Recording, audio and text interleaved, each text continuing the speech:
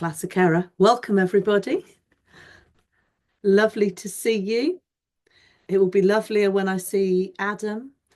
Oh, no, look, there he is. I was I'm here, Fiona, don't worry. desperately. Very tempted to go to a different room. No, I didn't. that's absolutely not allowed. Um, so let me see if I can spotlight you. Oh, I can multi-pin you.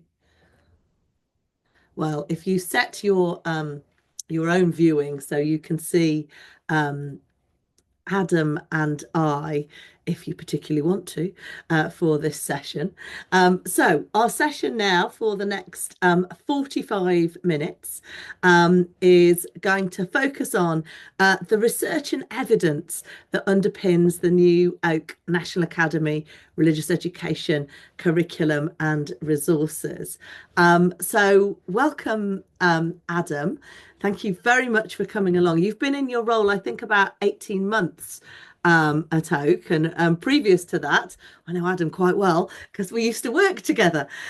We were colleagues at RE Today. But I always think most importantly of you, and indeed anyone else who does the sort of role that you or I do, you were a primary school teacher.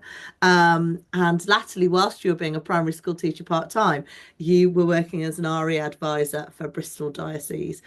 So welcome, Adam, and thank you for agreeing to do our In Conversation session today.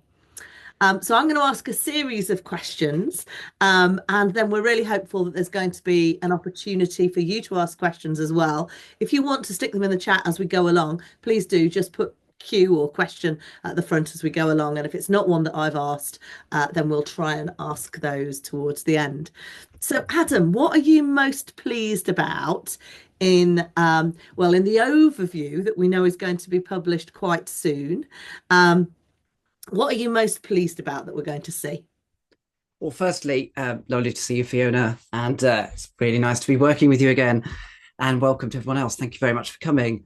So, yeah, I'm both extremely excited and also quite terrified about this prospect, as you can imagine, putting something out there with all the amazing people in the RE world. But what am I personally excited about?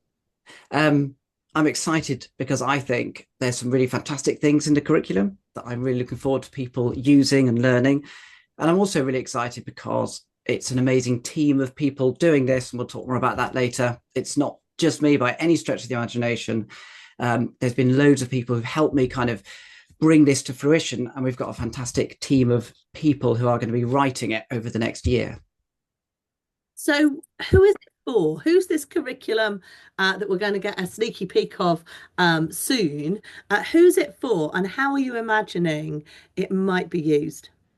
So I kind of see lots of different use cases for it, really, depending on who you are and what you're interested in.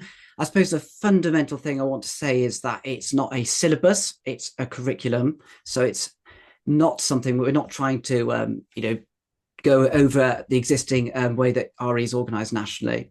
But what we want to do is offer, I mean, the whole vision of Oak really is to help close the disadvantage gap. And we know that, RE is patchy throughout the country. And so we want to offer something that will help a wide variety of people. So that might be a new ECT in a primary classroom who is like I was trying to plan, DT and PE and absolutely everything. And so this might provide them hopefully with some really great material to work from. It might help people in secondary schools who might be in single head of departments where they've got lots of people who are non-specialist teaching it. And so the model there, maybe having a video that you can watch first. I'm going to drop Nikki McGee in this, but I remember her saying to me once, sorry, Nikki, that she'd used a couple of the Oak videos once for some of her subject knowledge at some point. I can't imagine that could ever have been the case, Nikki. But anyway, it was very flattering. And so I was thinking that, people might be a way of using it. Even down to the smallest level, if you might have a really great curriculum, but actually some of the case studies or some of the ways of doing things you might want to integrate into what you're doing. So I see it having a kind of a really wide application, really. So, there's potentially something for everybody from the level of somebody who is a teacher with another specialism or an ECT or an ITE student, but also someone like Nikki's just admitted in the chat, who's petrified of Kant. And so there's something, she's not anymore. And there's something for her in that, perhaps a topic that she's not quite sure, a teacher's not quite sure how to tackle, and there might be some suitable resources or just something for them to use to prepare them for lessons as well. Absolutely, Fiona. I mean, I think the critical thing about this, and I know we're going to be talking much more about the background to it, but they are supposed to be free and adaptable. So it is about making them yours in your context and what works for you in your classroom, and that I think is a really critical part of it. So there's someone in the chat already said that he's only, well, he didn't say he was only here, but he said he's here because he hopes to get an early look at the resources. But Paul, you're going to be severely disappointed. well, I'm really sorry. don't you people, because we know who you are. So how is it being written? I think that's important. It's not Adam sitting in a room all on his own for the next 3 years. How's it being written? And give us some hint as around timescales for publication. I think there's something we're going to see quite soon, isn't there?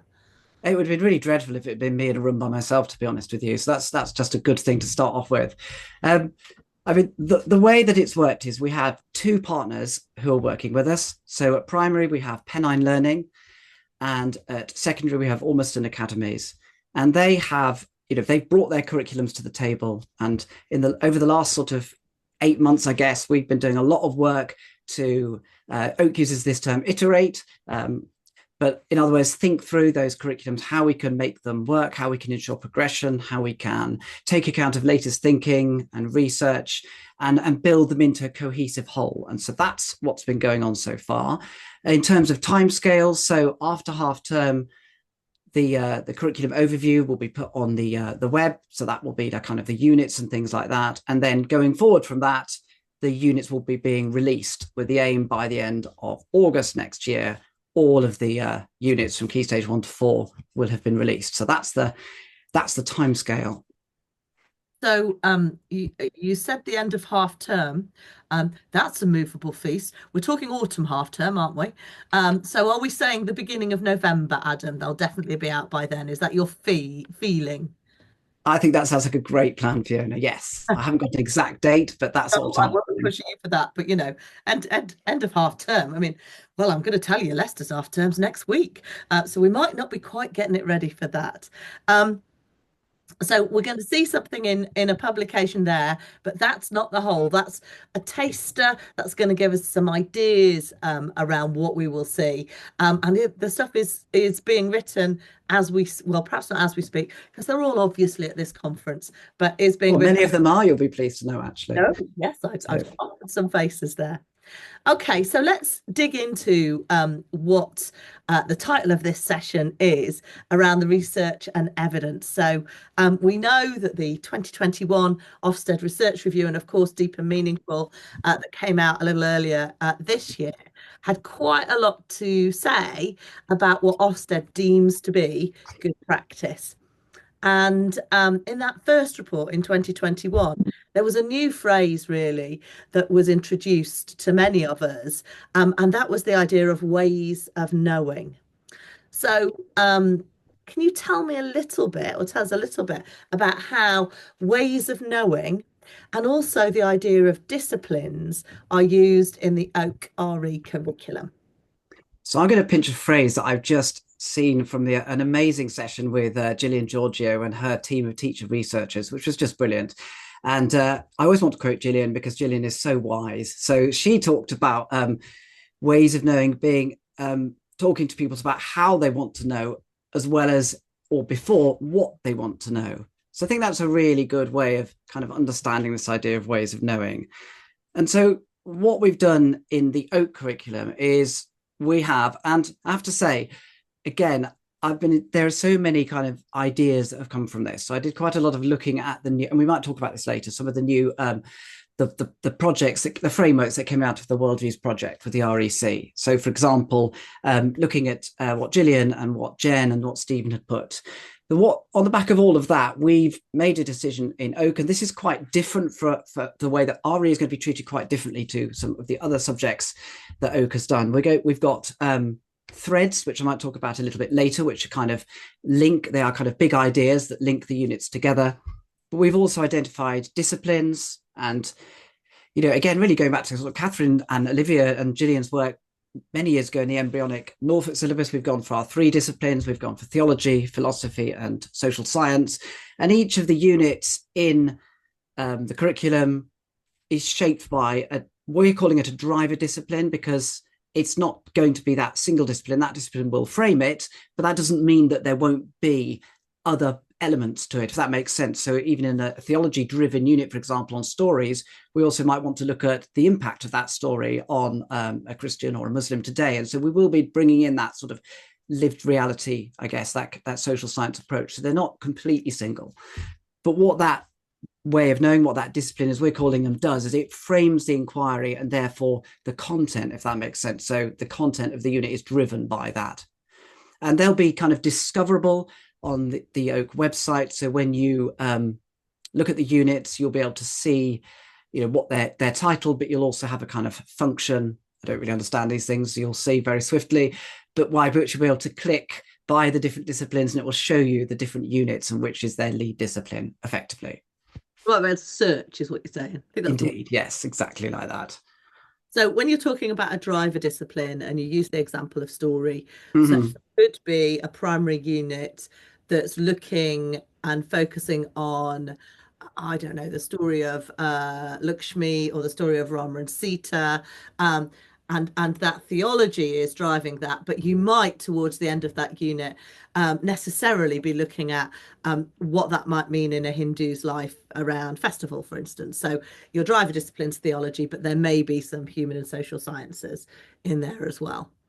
Yeah, that's exactly it. So we have a unit which we've been involved in writing, looking at a pilgrimage, and that's looking at why Muslims might go to on Hajj, but also why some Muslims might go to Karbala as well. And that's primarily a social science driven unit. So really in that inquiry, yes, we want the children to pick up some substantive knowledge about pilgrimage and things like that. But really the bit that I'm most interested in here is, what is the impact of that journey on Muslims today? And so it uses some case studies of Muslims who've made Hajj or been on the Arbaeen to Karbala, and hears their voices about what was the impact of being in those places, and also what was the impact when they came home. So it's trying to get across to pupils the idea that pilgrimage isn't just something you do, a journey, and then you carry on with life, but actually it might change your lives in a certain way. It might create new ways of living.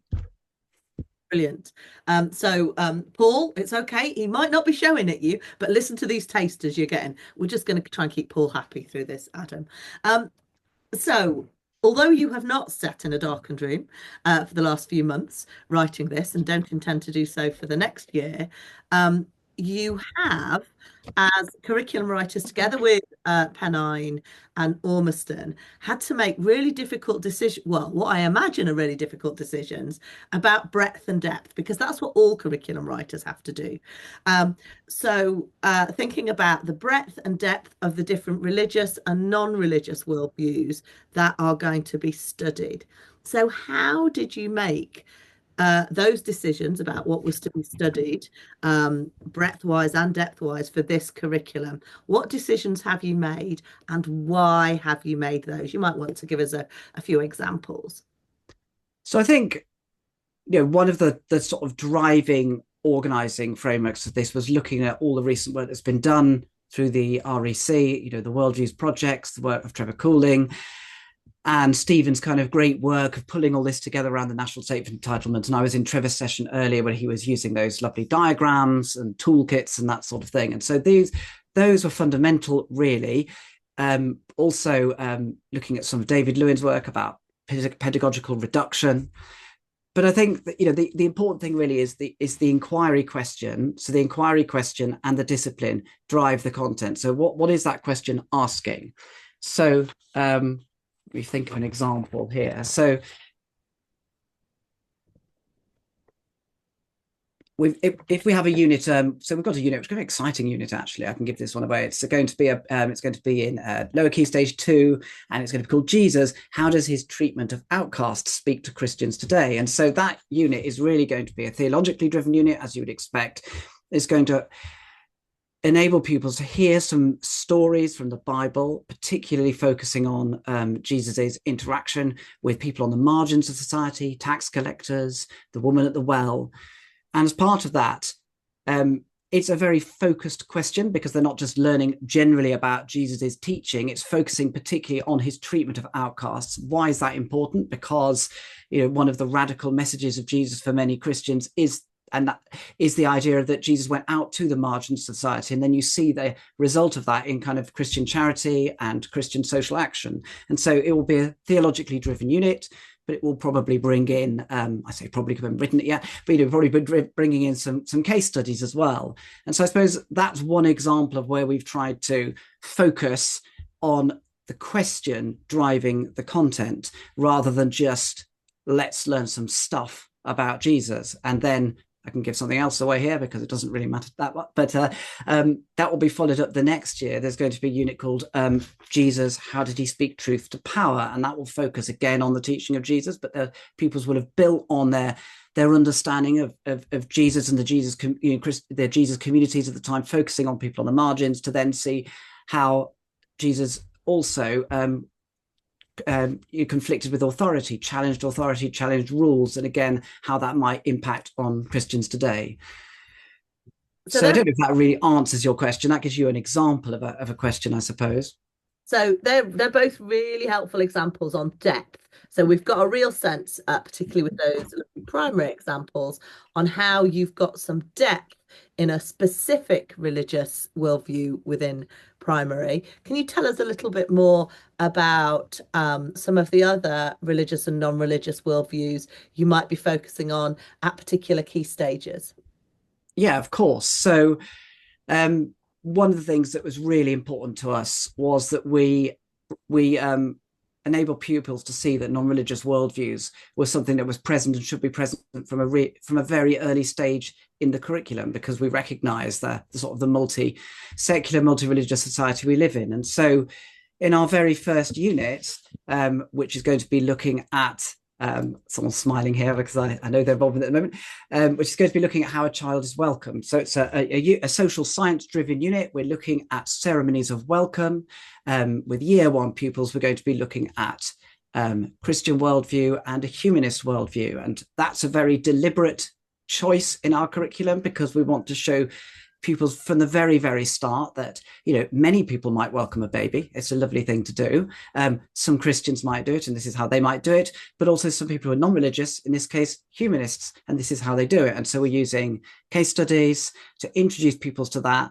And then out of that, hopefully they'll learn some substantive knowledge as well, that, the way in which humanists have their ceremony shows that for humanists, God isn't something which is part of their worldview, but making promises and wanting your child to be happy is. Whereas for Christians, making promises about God and bringing a child up in a faith tradition is important, but also so is wanting your child to be safe and happy. And so both those things are brought in together.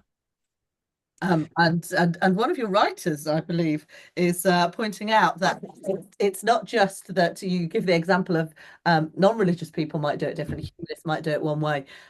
My non-religious mate did it a different way, but of course Christians do it lots of different ways as well, and that's going to be brought in as well. So you've talked a little bit about some Abrahamic traditions. Well, you exemplified it with Christianity. We've heard about non-religious worldviews. Tell us a little bit about where we might learn about Dharmic traditions. Yeah, absolutely. I mean, this is something that's really, really important to me, that this is something which is done, as well as it can be and in depth.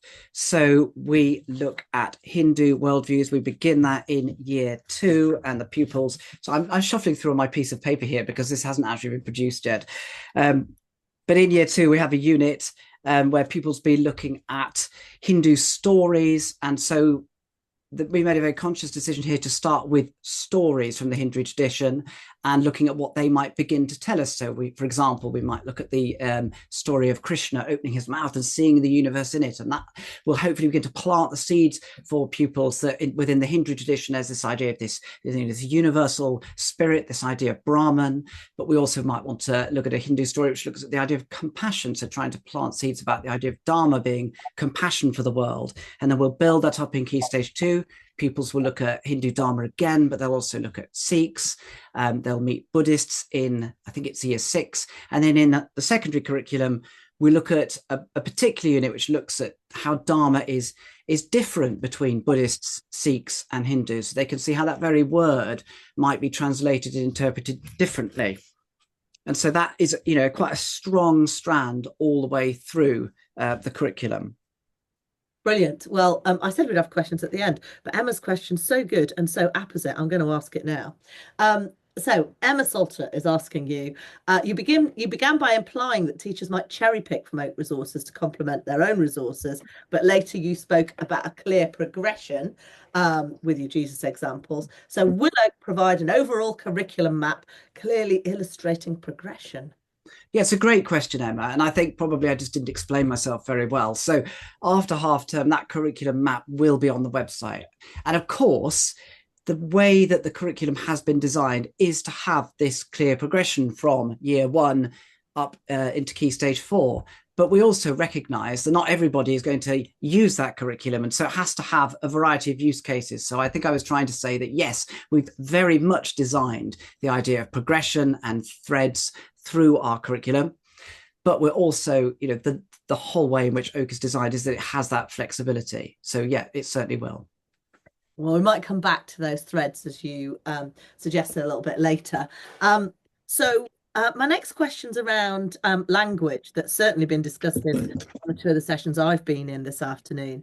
So, as you know, language evolves in many subjects, and certainly it does in RE. So, what decisions have you made about, particularly the language you've used for religious worldviews or language within religious and non-religious worldviews? Why have you decided to name things in particular ways or to use particular language within a religious or non-religious worldview? So yeah, that's a really good question. So fundamentally, our curriculum is about what these traditions, what worldviews mean for Hindus, for Buddhists, for humanists, for various people. We have made decisions about the naming of particular traditions and worldviews. So, for example, we are using the term Sikhi for Sikhs and Hindu Dharma for Hindus. In fact, I've just been looking at a really great lesson which has been written in Key Stage 3, where the introduction to the lesson talking about the idea of Dharma talks a little bit about how did the term Hinduism arise, where does the term Hindu come from, linking it to Sindhu, and talking a little bit about why some Hindus might find that term problematic, and talking about decolonization. And I'm really excited to see that in a year 7 lesson. So I hope we're kind of being ambitious there. We're trying to recognize that language changes, but also that different communities will still carry on using certain terms. And, just because we may have made certain ideas of terminology, that isn't actually how every individual person will identify. So that's something around the naming of particular religious or non-religious worldviews. What about the language you've used within particular religions? So, if we take looking at Jewish worldviews, Judaism, how have you described particular things children are going to learn about? I'll think of one example. So, have you used, for instance, Passover or Pesach, and why have you made the decision that you've made in that area? Or you could pick another one if that's not the right one to use. No, I don't think there is a right one or a wrong one. I mean, in terms of Judaism, we're using the term Jews because I've done work with the Board of Deputies and that was what they advised, and we're very happy for us to use that term. In terms of naming of things, we're trying to use authentic terms as much as possible. So we're talking about, Hanukkah or Pesach, again, using the Hebrew, if that's, which makes sense, and I guess against all sort of religious and non-religious worldviews, we're trying to use kind of recognized authentic terms, I suppose, as much as we can. But if we get them wrong, we'll hold our hands up, and they're not set in stone. We're very happy to take feedback. I mean, that's the whole point about these resources. They're not kind of fossilized, they are live, and probably not immediately, given them the massive pressure to produce a lot of lessons, but we will definitely go back and revisit them and change them if we think that's necessary. And of course, we know over language, there's not a settled view, and different people have different ideas within each of these worldviews. Okay, so this is another one about change. That's a thing in our subject, isn't it? Over the years, our subject has changed, and there's a move by many to a religion and worldviews approach of teaching RE. And within that, there's a real importance placed on seeing diversity within many of the religious and non-religious worldviews that we focus on. So, has that been important in the Oak curriculum? And if so, how have you tried to do that?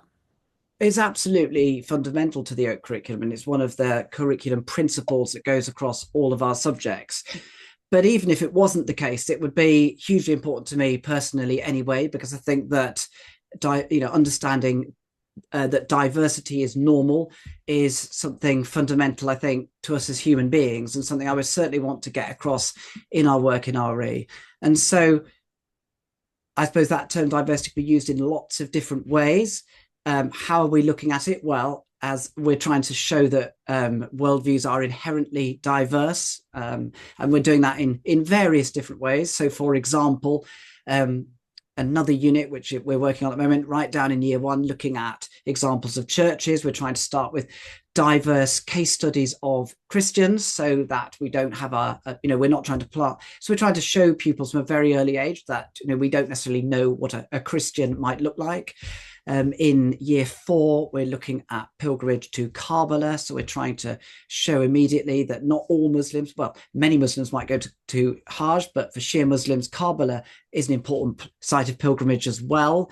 In Key Stage 3, we're looking at kind of really the whole idea of what we mean by religion. And so looking at how psychologists might examine that idea of religion, how philosophers might look at that idea of religion. And so that kind of diversity is written all the way through, hopefully with a kind of increasing complexity.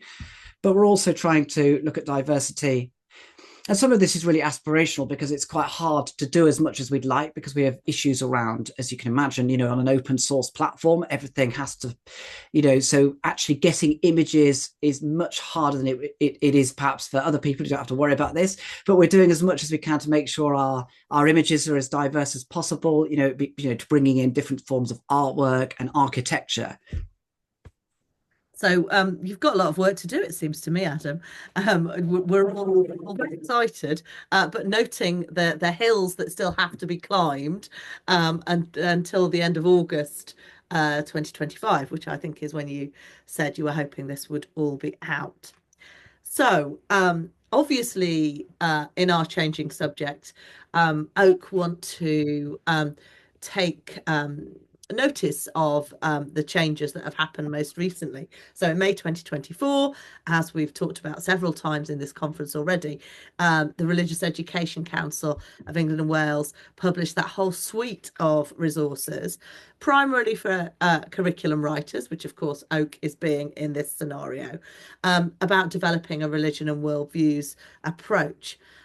So it's useful for heads, useful for governors, it's useful for standing advisory council SACREs, agreed syllabus conferences, teachers, parents, but also for you. And at the centre of this is this non-statutory statement of entitlement. As you rightly pointed out, Trevor explained really well in a session earlier on today. So I think you have used that statement of entitlement. How have you used it in your curriculum that you are in the midst of creating? Or Oak's curriculum, not Adam's. Indeed. Yeah, well, I mean, it's been absolutely fundamental, really, and it's kind of guided everything we've done. I had some great notes here from Trevor's session, which I've managed to put down in my sort of drifts of paper, which is a bit of a shame, actually. But so kind of focusing it on that idea of the content engagement position bit, which has kind of been the key bit of thinking. So one of the things that Oak has across all its subject are these things called threads.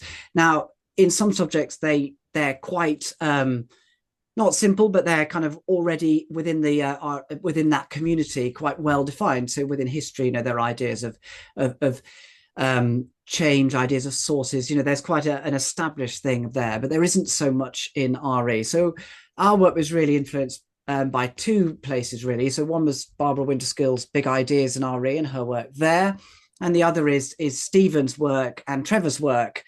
And so what we tried to do was bring these together. So we have 6 threads. Keep putting everything down. This is the problem.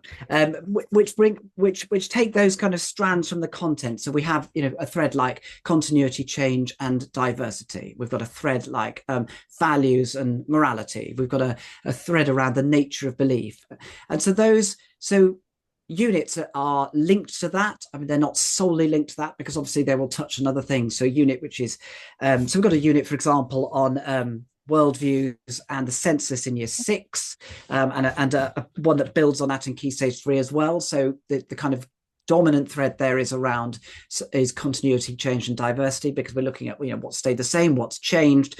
But obviously there are other threads come into play as well with that. So those threads are part of the organization of the content, but the kind of engagement bit is fundamental as well, because the curriculum is driven by ways of knowing. As I've said, each unit has a driver discipline, but also the whole idea of lived experience is really, really important to us. I mean, in an ideal world, we would have an absolutely amazing array of case studies. I mean, we are doing I'm already seeing some fantastic case studies taking place. So we have case studies of a humanist ceremony. We have case studies of people in churches. We have case studies, but not just of people. We're also trying to look at thinkers as well. So I've seen some brilliant work this week from people looking at Tays, for example, and looking at the idea of homo religious. So we're also looking at kind of key intellectual people as well. The story of Socrates, for example. I was very inspired by Nikki's work on that. We're looking at the story of Socrates and Socratic questioning. And so all of that's there. And then the kind of idea of the engagement, I always forget this, the position, the idea of sort of personal knowledge, which again, I've seen some brilliant stuff on today, looking at what Emma Salter was doing and also listening in another session. That's a really important part of what we're doing as well. So it's wanting to kind of enable pupils to ask some of those critical questions or reflect on their own positions. Some of this is quite hard to do in a curriculum where we are launching it to people, but without kind of the training that goes along it as well. So we're having to kind of tread carefully how we're doing this and plant that in a way that makes it accessible to people. So that's a very long-winded way, but I hope that kind of answers the question that we were very much taking note of that. And also not just that actually, but also I think the work of Gillian and Stephen and Nikki and Jen in their outworkings of it. I mean, they've been so interesting to see how they've done that in the Coventry syllabus and the teacher-led framework, what Nikki's done in Norfolk. They've been massively influential as well. I don't think we call it long-winded. I think we call it detailed, Adam. So I have got some questions I'm going to ask at the end. I've got one more question I'm going to ask you, but Pat's is relevant now, so I will just ask that. So Hannam is asking you, could you explain the distinction between a thread and a theme or a concept? So I think when you were talking about threads, you were perhaps, were they the same as the kind of content within the non-statutory national statement of entitlement? I'll let you answer that in the way you would like to. Yeah, well, I'll try and answer it, but I'm sure it won't be. I'm sure Pat will be able to come up with a more challenging question immediately afterwards. But so the threads are kind of rather like in history. These are kind of big ideas that we developed. So, for example, there's a thread about authority and influence, and so there are units in primary, for example, one of the ones I mentioned to you about, Jesus talking about outcast or truth to power, the idea of the authority of that person. And we also have another unit there about the Prophet Muhammad. Yeah, I guess they are first order concepts. Yeah, that makes sense. Similar to that, yes. But obviously, there are other bigger concepts within the curriculum as well, which aren't threads. So, the concept of Dharma is something that we revisit in a number of units, all the way from year 2 up into Key Stage 3 as well. But the idea being that as pupils come into contact with another unit about Dharma, that deepens their understanding and broadens that understanding of that big idea. Another similar one is the idea of covenant, which comes up in a number of units, that as pupils come across what covenant means to Jews, what covenants mean to Christians, they will understand that term in more depth as well. Well, lots of people are liking what you're saying. So my final question, and then we've already got lots of questions in there that I'm going to have to pick between, but Yeah. more may arrive. So as you know, RE is compulsory in all school types for all pupils in all key stages, unless, of course, they've been withdrawn by their parents, unless you're in Wales where you can't do that. There is not one overarching standard or benchmark. And so in England, the RE community worked together, led by the REC, to create a non-statutory national content standard. And that's been signed up to by providers of schools, many of the people who provide schools with a religious designation, MATs, and lots of other people. I asked about the statement of entitlement. Now I'm asking you, how has the Oak curriculum looked to meet that benchmark? I mean, I may just restate some of the same things, so I'll keep this brief because I want to. It'd be really great to take questions from people as well. I mean, I think what we've tried to do is we've looked at the idea there of having sort of depth. We've looked there at the idea of utilizing ways of knowing, at the idea of our content being framed by the statement of entitlement. I'm not sure I can add a lot more to my previous answer, to be honest with you, because in a sense, at the heart of the content standard is that national statement of entitlement, which is what we've worked with really. So basically, the answer is yes, we feel we have. That's what we're doing. That's great. Right. Wiser people can make that decision. Let's move to some of these questions. I'm going to start with some, we'll call them quick fire. I think you're going to be able to answer these quickly. So Jill says, you said the curriculum's from year 1, I think. What about reception? Is this included? No, it's not, because I think the early years is a very different sort of place, and I'm not sure that the resources we produce in their current form would be suitable in an early years setting, and Oak isn't doing early years in any subjects, so no. Another quick answer, I think. Will Oak be offering CPD? It's something I've identified as we share our curriculum needs to be supported by regular CPD, says Nikki. As it currently stands, Oak's kind of function is to provide the resources. It's not to provide CPD. So not in a kind of formal way, although I would like to think as part of this role, I can do more things like this and talk to people about it. But but no, in a formal way. So Katie Gooch asks, she says, as she understands it, the curriculum design and writing process is going to take place over a finite period to be ready, as you've said, for next autumn.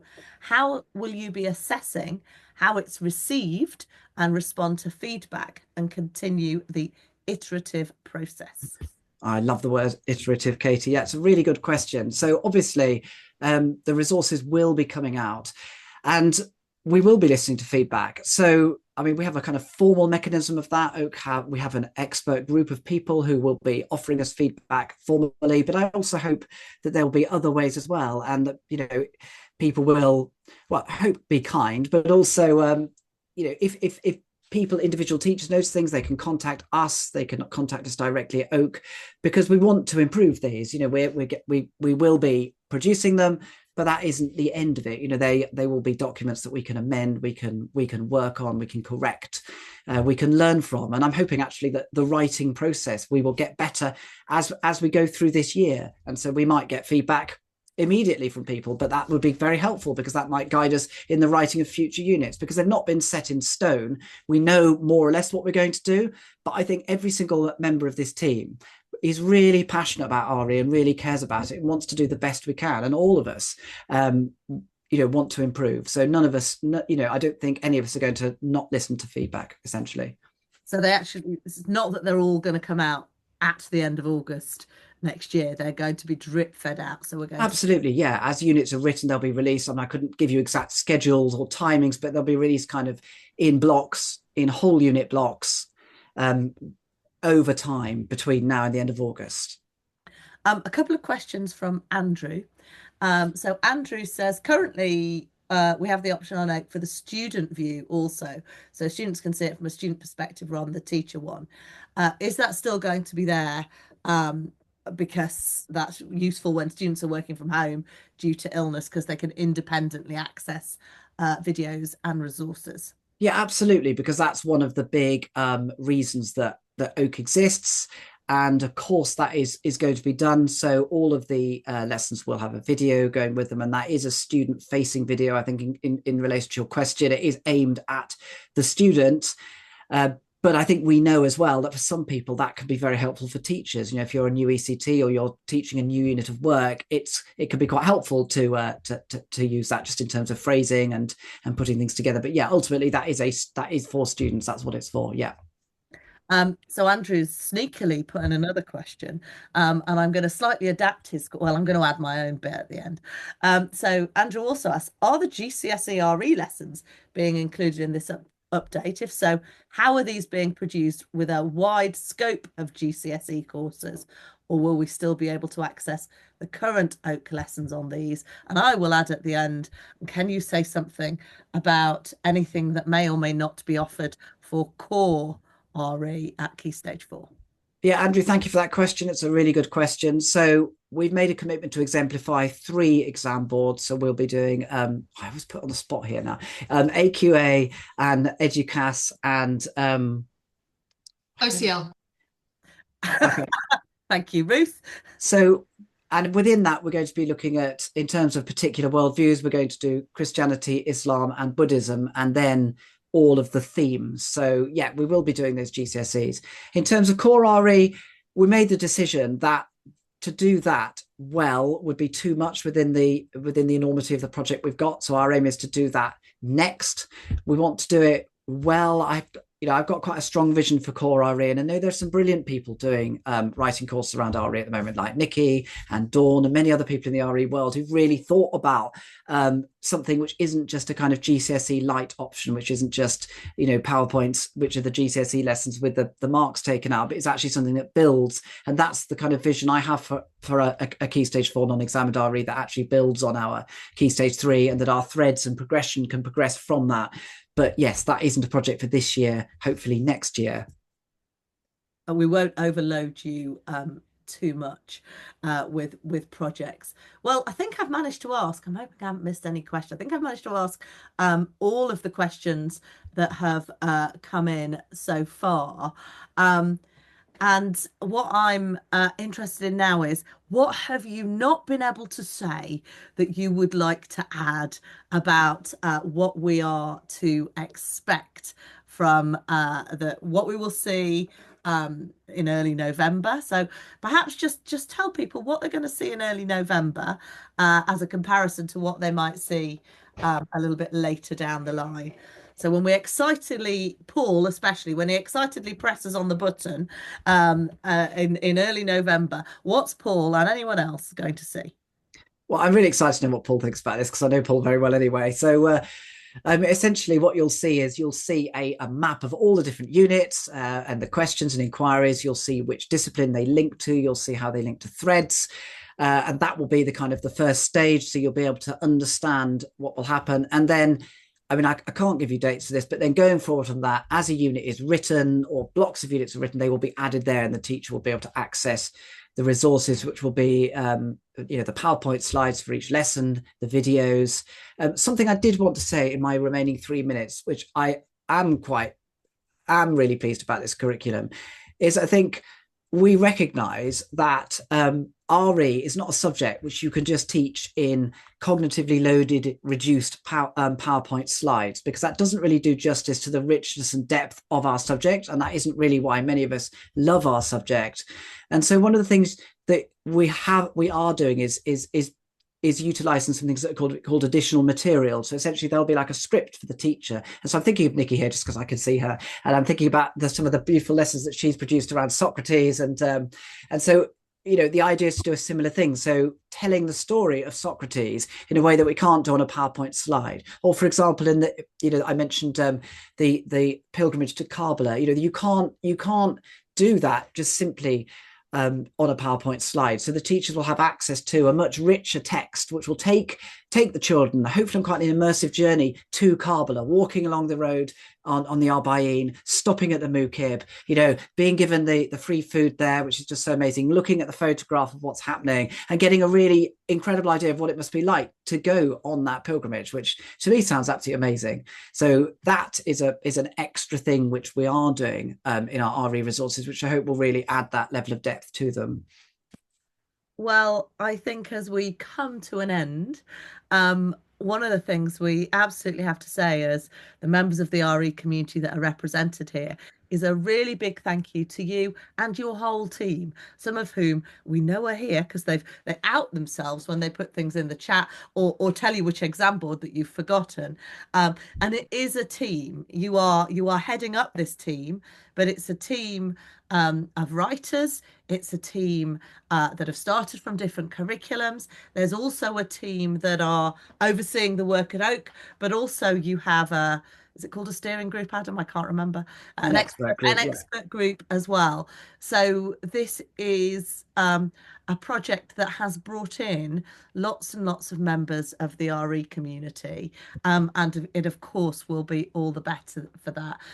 But you're the one who is, in many ways, the face of that. So thank you very much from all of us. And I think lots of people are suggesting in the chat that they understand a little more or a lot more about what they're going to be seeing and beginning to see in early November. So we wish you well with, and those who are doing it, with the continued work that is going to happen. So thank you very much, Adam. And thank you, all of you. And I think it's time to go to your evenings. Thank you, everyone. And yeah, just to stress, it really is a team effort. So thank you for all the people involved in it. It's brilliant to work with you all. Thank you very much, Adam. Have a lovely evening, everybody.